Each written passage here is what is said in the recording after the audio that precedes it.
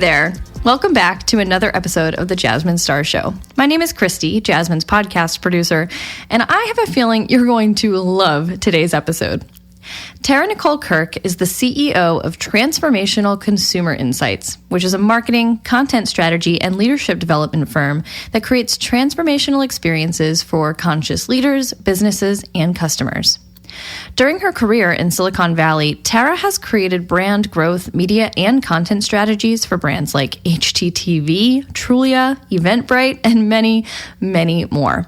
She's also been featured in the New York Times and was recently named the #1 woman Silicon Valley tech companies should be named to their boards by Business Insider. So it's safe to say that Tara knows a thing or two about business. In her conversation with Jasmine, Tara takes us to church about the power of a positive mindset in your business success, the most common forms of self-sabotage, how to address your inner critic, and more. I'm sure you're going to be blown away by Tara's brilliance, just like Jasmine and I were. So let's get right into it, shall we? I could not be more happy and more honored to invite to the show somebody that I've been waiting a very long time to chat to. Now, I know oftentimes I say quite often that I bring brilliant minds, but people I also know personally onto the podcast. And the beautiful thing about our next guest is I feel like I know her because I just kind of stalk all the things. So before I let her speak, because I'm going to be selfish for a second, I'm going to read a little something that I saw on her Instagram account. I want to give y'all a peek into this queen. She has a daughter by the name of London. Okay. London in bed this morning. Mama, get me some honey today. Honey is not a thing I stock at home, and I kind of forgot about her request, to be honest. Fast forward 7 hours, a waiter at a cafe counter, service only, as I'm drinking my second cup of tea, no honey milk, like I like it, sitting alone, minding my own business, actually writing a newsletter for y'all tomorrow, walks up to me with a tiny single-serve jar of honey. Hi there, I thought you might like some honey. Me, with raised eyebrows. Thank you. I don't take it in my tea, but I'll take it home. Him goes back and gets one other, brings it over, and then sets it down saying, I think you need 2. When I say this kid is a magical one, I mean it. She speaks it, and it just is. Legit, maybe 10 times a week. To be clear, London ain't even here. She's a mile away living her best life on a playground, and I'm over here receiving the fulfillment of the cosmic order she placed this morning. Moral, be like London. Want what you want. Require it, and don't worry about how it'll happen. Just get on board and watch what happens. But wait, ladies and gentlemen, I will refuse to introduce to you Tara. Just a quick second, because you know I creep. Somebody left a comment and said, you just have to say it like you have to say it like London did, speak it into existence. And then Tara-Nicholle Kirke responds with, well, first, you have to let yourself really want the fullness of what you want. Then you have to speak it and not book your calendar so full of the other stuff that you can't give life force to your real desire. Then you have to gradually release doubt, resistance, your own inner conflicts, and get into alignment with what you want. Speaking it is just one component. Ladies and gentlemen, Tara-Nicholle Kirke is out here ready to drop some knowledge bombs. Thank you to the Jasmine. I said thank you to the Jasmine Star Show. I said thank you for coming on to the Jasmine Star Show. Oh my gosh. First of all, there has never been an introduction in the world of introductions like that introduction. Also, I have so much. I'm like, we could just start. We could just have some church on that. I was like, thank you for listening to the show. We're done. We're done. No, we're not. We could be. But we won't. Yes, but we won't be done. Because, and that is so cosmically, divinely well-timed that was the thing that you chose to open this conversation with. Because this is a season of coming. Listen, we had humanity as it evolves does this pendulum swing, right? So we were on the pendulum end of like toxic power structures, repressive, internalized oppression for generations. And then, we've seen it we saw it swing back to the other extreme of like, I call it the love and light brigade. All is love and light, which is cute, but is not real life. It's certainly not real life for people who have experienced trauma or who will experience trauma, which is all people, all humans, right? That's just not real life. And so what I think people are, and we know that, the religious institutions have failed. So many of the cultural institutions have failed. And I am excited about that because what it's calling forth is this, search for spirituality and meaning that is useful in this life for helping us deal with the real challenges of this real life and really reach our full potential. And really live our big, beautiful dreams, but do it in the context of this real world and this real life and the real actual challenges that all of us face, right? And that's not I don't even wish. 5 years ago, I would have said, I wish it was about speaking it into existence and that's all it took. But what I know now, having been to the way other side of the game and come back to report on it, is that so much of the richness of who you are, all of us are destined to become, is who we become in the process of the inner conflicts, of having the desire and not letting ourselves have it and feeling that friction and disharmony, right? Of understanding, learning the process of resolving our own inner conflicts. And it's slow and it's gradual and it's shining light in the shadows and it's hard. It is not for the faint. The awakening, the journey of an awakening human soul is not for the faint-hearted. It just ain't. Okay. But it's delicious. Okay. I'm sorry, I didn't introduce myself. No, that's what I was going to say. I was like, no. We're going to pause. We're going to pause for the power of the moment because it is not for the faint of heart, but it is delicious. It's delicious. It is delicious. And so for people who are listening right now and be like, I just walked into a middle of a church sermon and I don't know where the heck I am. Ladies and gentlemen, what we're going to be talking about today from a business context, because let's just be real. This queen could talk about a lot, and we're not going to talk about, this is a coming to of self-awareness, although it is. And it's about finding a deeper sense of self. It is. But first and foremost, we're going to lead with how we show up as business owners is a division of how we show up as humans. We're going to be talking about things of self-sabotage in business. But before we get there, I have to make sure that we give space for Tara-Nicholle to introduce herself and set the context of where we're going to start this conversation. Let's do it. So I am Tara-Nicholle Kirke. Sometimes I say that I do PR for God, but today I'm here.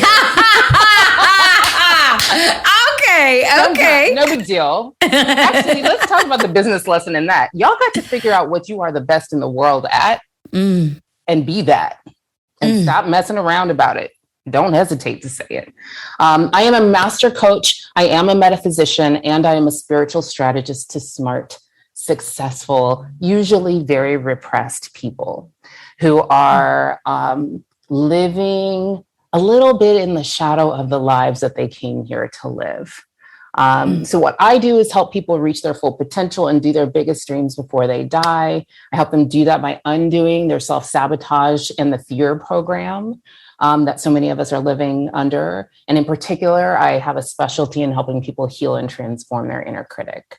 And that shows that work happens in a lot of ways. I do a little bit of coaching. I do a lot of consulting. I'm a writer. I teach a lot of courses and programs, but business people are my people, in part because I think in this new era, in this season of humanity, business is one of the ways that it is one of the ways that our callings, our soul callings, our sacred contracts in this generation, specifically of women, but people, business is often showing up as the way in which our sacred contracts want to be carried out. And so I see for a lot, it's beautiful because I get to see our business callings and our business blocks, our money blocks actually have their personal and spiritual development career within us. There's work that they are trying to do within us of helping us become the people that we are here to become.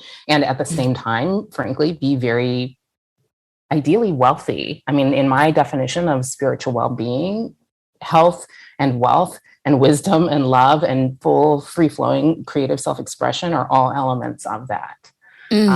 So that's who I am. That's what I be about. Well, welcome to the community that you have always belonged to. Let me just tell you, we drink from the same well. Okay. So when we talk, and one of the things I really appreciated with what you had said is that sometimes, or oftentimes, our business is an expression of the sacred contracts we are here to fulfill. And I love that. I love that mental imagery that I have been put on this earth to do something great and grand, and to do anything less would be to rob God, the universe, of the thing that I've been put here to do. Yes. But what are some of the most common forms of self-sabotage that you see specifically with business owners? Oh my gosh, the procrastination. I'm going to take that even, because I like to be real extreme. Just to because it's all, I have to put this in context piece in place. I'm going to try to say this. I'm going to even say this in an extreme way, and then I'm going to I'll work it out. Okay. None of this matters, you guys. You are beloved of this universe. None of it matters.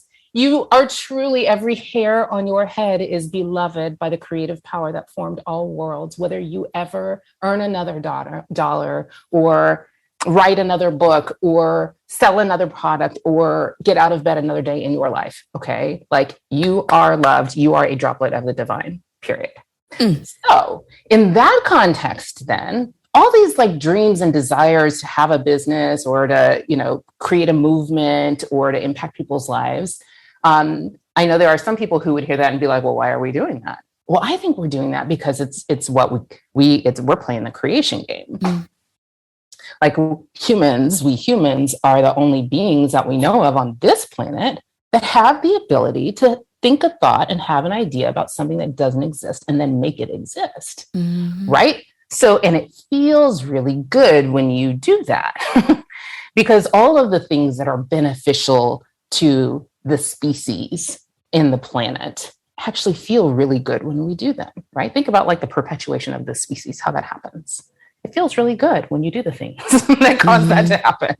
So that's why creating feels so good. That's why it feels so good when you do a thing that felt like it was hard and you are able to do it. You're like, ooh, there's a little bit of you getting in touch with the divine essence of who you are, your own power. Right? Now, what was the original question you asked me? What are the common ways self-sabotage shows up? So procrastination is a big one of them. I like to talk about this one in an extreme way. I think of it as marketing paralysis, or self-marketing paralysis. Ooh, right? That good distinction. Great distinction. Because I was a marketer in my former, not in a past life, but literally 10 years ago, 15 years ago, I was a marketer. And I noticed this pattern of people who can go have a high-powered job marketing somebody else's stuff, and they're brilliant at it. Yes. But then when they go into their own business to market them, so they cannot post on social media. It's right. So, which is it's very intertwined with perfectionism, very intertwined with imposter syndrome. Those are some of the most common. There are lots of them, though. There are lots of codependency in your personal relationships. So if you've ever known someone who is very addicted to solving other people's problems in their lives in a way that keeps them depleted and distracted from doing their own sacred contracts, that is a form of self-sabotage that most people don't even realize they think they're just being very giving, kind people. And I'm right. What would be really kind to the world is if you held those other people in your lives as powerful enough to solve their own problems, recouped your own life force and put it onto your calling. I want to pause here for a second. Look at I'm waving my hands. I'm breaking my mic. So we have listed procrastination, the inability to market oneself, even though you have a unique skill set to market something or somebody else.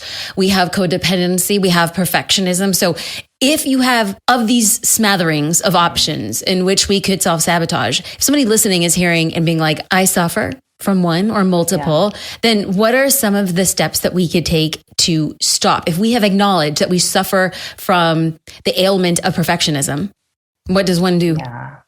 So all of these things are symptoms of one thing. Ooh. It's all symptom. So I actually try to avoid I try to avoid this thing where people are going to try to fix their procrastination by pulling one lever and fix their perfectionism by pulling another lever. Because there's stuff you can do, right? And then they're going to go get a coach and they'll get like an accountability program, and then they'll do like a time management system. And then it's just like, it gets to be like all your whole life can be doing that stuff. I like to shine the light of awareness on the fact that at the root of all of these things is fear. Like, let's just cut through. Let's cut through the symptoms. Let's get to the root cause. The root cause of all of them is fear. And it's conditioned fear. It's programmed fear. And I don't want to get super, super cosmic, but most really, talented people had a time in their very early childhood where they were conditioned to believe they were like, good girl if you do the things this way, and bad girl if you do things another way. And over time, that just creates it shifts the focus of where we get our validation from. So as babies, we all are validated very internally. We know what feels good and what doesn't feel good to us, and we do what feels good to us, and we don't do the rest. But over time, it shifts so that we begin looking outside us for validation and for like, am I okay? I judge whether I'm okay by whether I'm getting good grades, or whether my parents are happy, or whether I'm getting raises, or whether I'm getting whatever. And that can create that like very fear-based way of living and being, where you're really trying, most people that I work with, they're living most of their lives out of a desire to avoid unwanted outcomes versus like doing what feels really right to you to do. You know what I mean? That's why you hear so many people say, I'm not even sure what my calling is. Do I even have a purpose? You do. Your inner being is speaking it to you, but we've just been overruling it and overriding it for a really long time. So instead of trying to do the surface things to like get at the symptoms, I invite people to begin, first of all, with the awareness. I assure you that after listening to this, in the coming 24 or 48 hours, it will occur to someone who's listening to this that, oh my gosh, that's fear. Oh my gosh, I'm afraid. I didn't realize that. Just shining the light of awareness on it is like a very big first step that gradually starts to dissolve the hold that those thought habits have on you just by seeing it. Okay. Now, the next thing that I really think is important for most of us to do, and our culture is not really teaching people how to do it anymore, is to develop an inner life.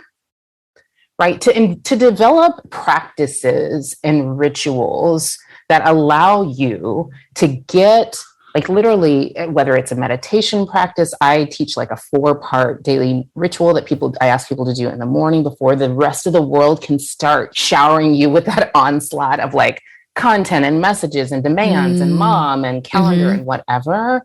Like, develop a very protected time of the day where you can just be, where you can slow down, right? Slow down the pace of your thoughts a little bit. Ideally, that you can journal a little bit and brain dump some of the grudges and grievances and thoughts and whatever, and get like a little bit of still and quiet in your mind. It's surprising at how much of a leg up that gives you in getting out in front of the fear program and all the other programs, right? You just start to see them more. And you start to gradually be like, well, I could do that. I process a lot in my journaling, right? I could do that knee-jerk reaction I always have had. Or I could just like brain dump the way I feel about it and gracefully, gradually make a different choice. So a lot of this work is about breaking the pull of your unconscious patterns and programs. And having some sort of daily ritual before the world gets to you is almost essential. I don't even know if you can really do the work without starting there.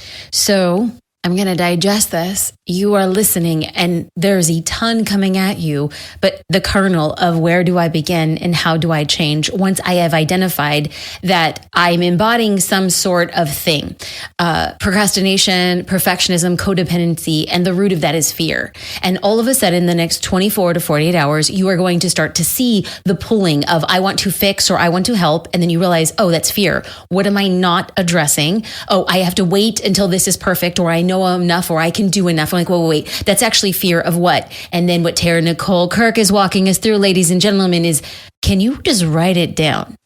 Can you create a ritual of some sort? And she's not even saying buy a special journal. She's not saying do a special chant. It's can you love yourself for 5 to 7 minutes and just write down a brain dump, no rules, and it will speak back to you. Do I understand that clearly? You understand that correctly. And like, I love the phrasing of like, can you give yourself that gift? Mm-hmm. And I think the other thing that you just said in your saying that back, that's super important to emphasize is no rules. There's no rule. If you are being taught that you got to meditate a certain way or journal a certain way, like fire your teacher. Like they're fired. Let me fire them for you because I ain't got a problem firing people. Like let it be a brain dump. Let it be the grocery list if that's what needs to come out. Let it be a grudge from 40 years ago or from yesterday if it needs to come out. Because often it's right under that stuff.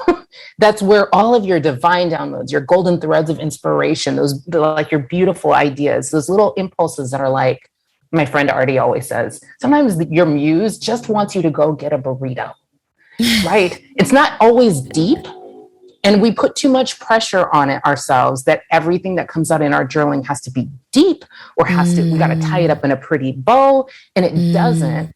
But often right under the silly, not deep stuff is like the inspiration to go get a burrito. And on the way to get a burrito, you see a thing or learn a thing that actually turns out to be really important later in your day or life or project or whatever. I could not agree more with this. I am just smitten. Okay, but one thing I want to be very clear for people who like are understanding the assignment, but they're not quite understanding the professor. So we're calling you an entrepreneur coach. Is that how you would define yourself? Sure. Mm-hmm.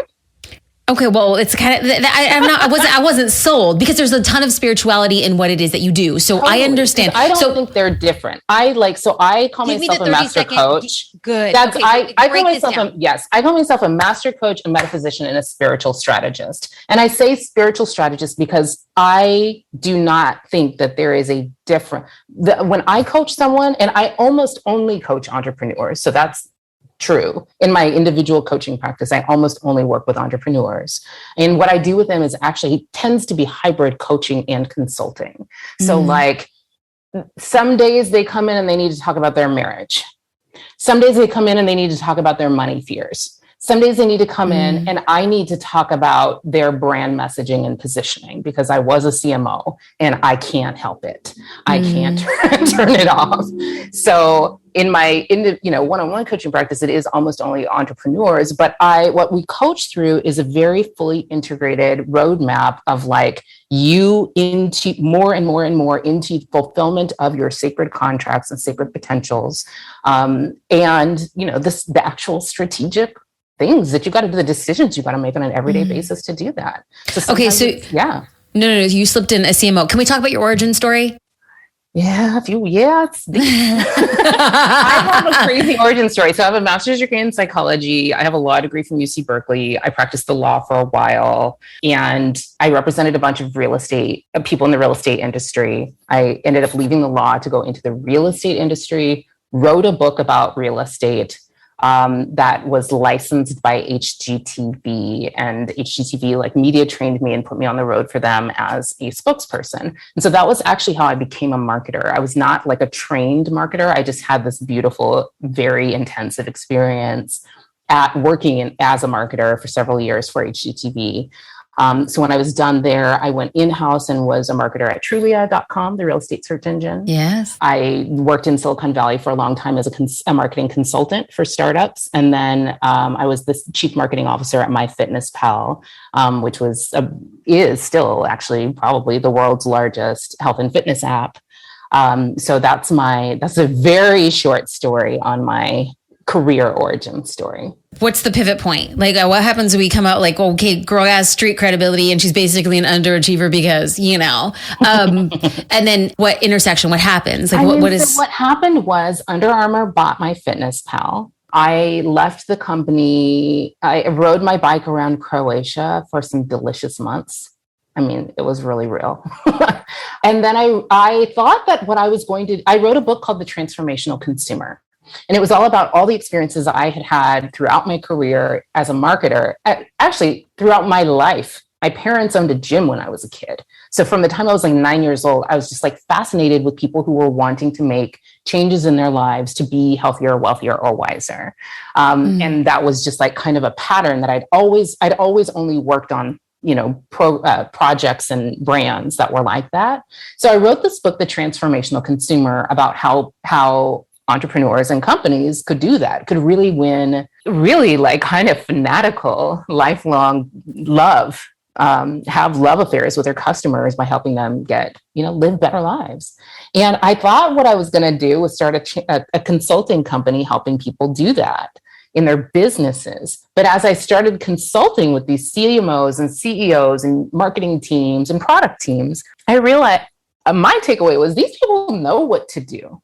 These people know what to do. They lack the voice, the influence, the grounding, the personal. I was doing a lot of coaching, even CEOs who had founded the companies. I was coaching them on how to like bring the whole company along to this like meaningful, purposeful, transformational vision. And so like one day I was at this big conference and the CEO of a very well-known company was like watching me like just talk to people how I talk to people, watching me have church.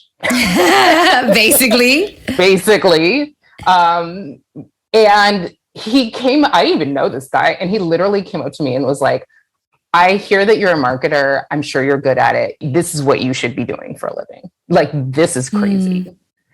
And that was sort of the beginning of, me leaving just like straight consultant and coming into the world of what now my company is called Soul Tour, where I basically help people take their callings and their crises, their callings and their catastrophes, and turn them into progress on their spiritual journey. And as almost a happy side effect accident, you also get wealthier, you also get wiser, you also get sexier, you also like your body gets better, like life gets really good, and you get really skilled up to deal with like the really real shit, including like facing your past trauma and breaking generational curses and dealing with pandemics and stuff. So what people hear and what people see is you in your zone of genius. And the reason why I could speak clearly to the zone of genius, because I've heard you talk about it before and it was a game changer for me. Can you explain how you define the zone of genius? And then once you have that definition, people could look at you and be like, that queen is in her zone of genius. And I hope that at some point during the podcast from now until we continue to podcast, that somebody could say, I see her in her zone of genius. And then how do you define it? How does one find it? Yeah. And so like the zone of genius concept is not one that I came up with. Correct. Sorry. Yes. No. I'm sorry. I teach it and I like preach it. So like, but it spoke to me because people get it, but like the way that you say it. So Gay Hendricks is who I originally learned this concept from. And the idea is that all of human activity can be broken down into 4 zones. Okay. There's your zone of incompetence, which is like, am I allowed to curse? Yes. It's okay. You do you, go. You do you. Okay. Because I'm definitely a Buddhist Black church lady and I definitely get there. Because yes. So there's a zone of incompetence, which is the zone of activities you ain't got no freaking business doing. Like you should just stop doing that shit. And we're all doing it. We all do stuff we have no business doing, and we're just not good at it. But why? But hold on, this is a side note. I'm totally distracting you. But why do we do that? No, I'm not asking a rhetorical question. I really want to hear it from you. Yeah. No, I'm gonna give you a real answer. Okay. I think people do it out of guilt. I think people do it out of scarcity. I think people do it out of this, this idea that they've got to be virtuous. So I'll tell you, there's a teacher who has this. There's a teacher like in the world right now who's talking a lot about like $1 million decisions. And I see a lot of people going, oh yeah, that's like I'm going to get a housekeeper. And I'm like, maybe like, yes. And they're like, what? And I see a lot of conversation about like, how do I clean before my housekeeper comes? And I'm like, girl, you are doing it really wrong. Okay. Like I know what my zone of genius has nothing to do with details or cleaning or what. So I have a housekeeper like literally once a week for years. I've had a housekeeper. My babysitter, I actually just hired this sitter for overnight babysitter twice a month for the rest of the year. Because I could see last year as I was wanting to write fiction and do some things that were like deeper and different and it more just out of the box for me, but felt so good. Because that's your zone of genius always feels really good too, lights you up. I could see that like I want to be with the baby all the time. Like I'm actually not always in my zone of genius. I am not filling my cup and I'm not allowing myself to do to live the unlived life that would be maximally like liberating for me and for her.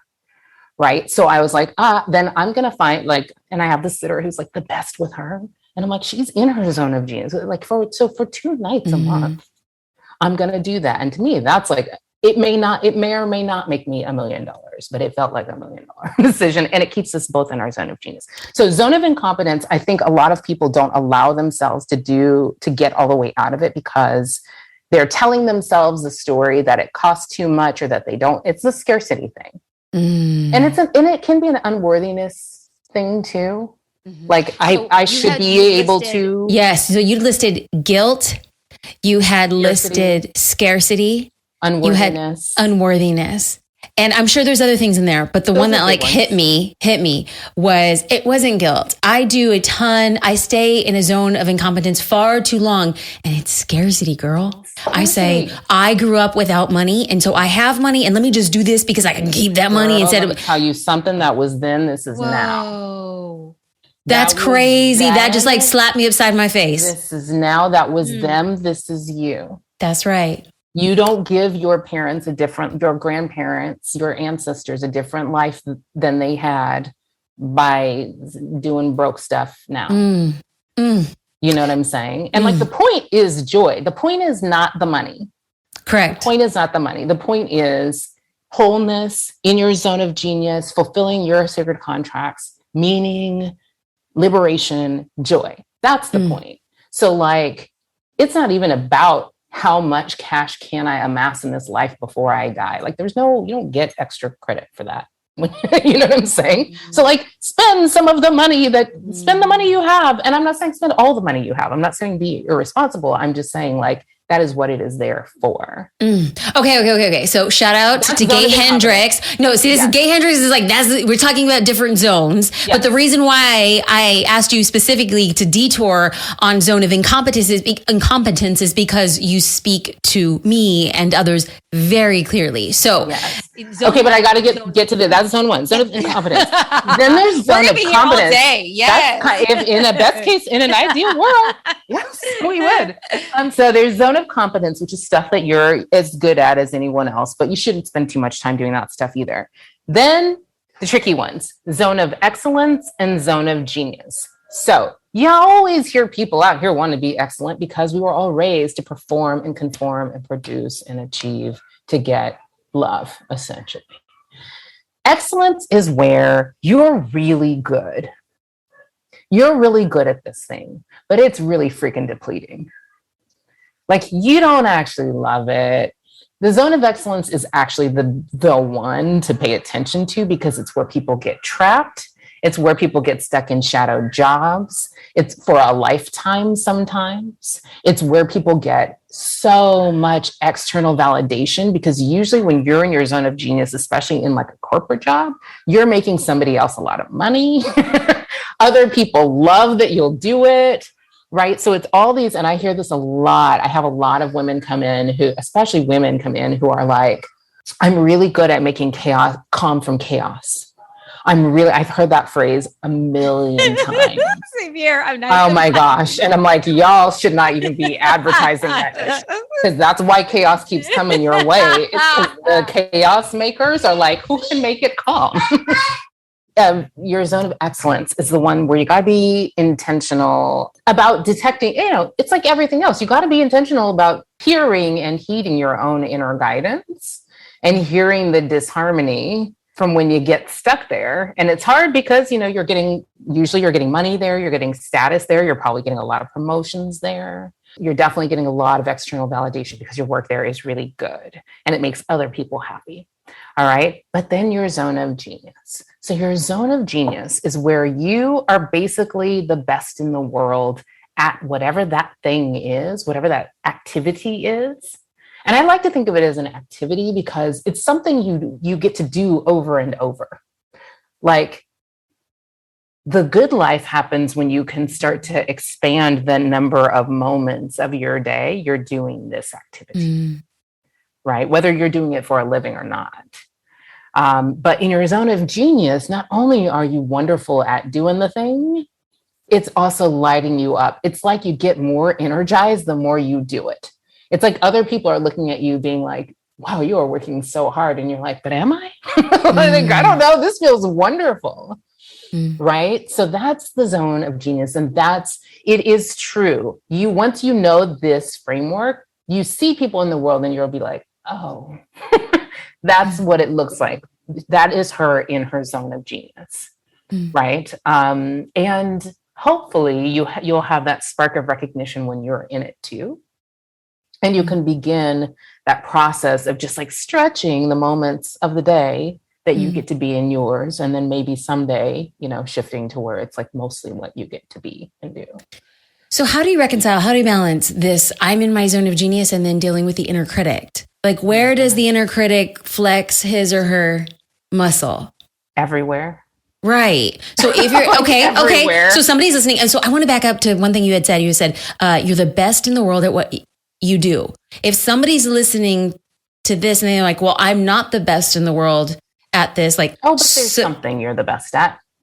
Well, first of all, it's really not actually about, it's really not about comparing yourself to someone else. It's really not. Amen. But it's like, but there is like my best in the world stuff is weird stuff. It's not like an Amazon bestseller tag where you have to slot it into some category. Right? Okay, so give an example. What are you the best in the world at? I'm the best in the world at helping people wake up from fear and reinvent their lives. Like for me, it's like and I'm really the best in the world at doing that through telling sacred stories in transformational ways. Like, it's a really specific kind of thing. And Gay Hendricks' book, The Big Leap, he has like a bunch of questions he actually guides you through. That book is like literally game changer. And so he does have a bunch of interview questions, and they're kind of like that. You know, it's somewhat tangentially related to the idea of what you're doing when you find yourself in the flow state.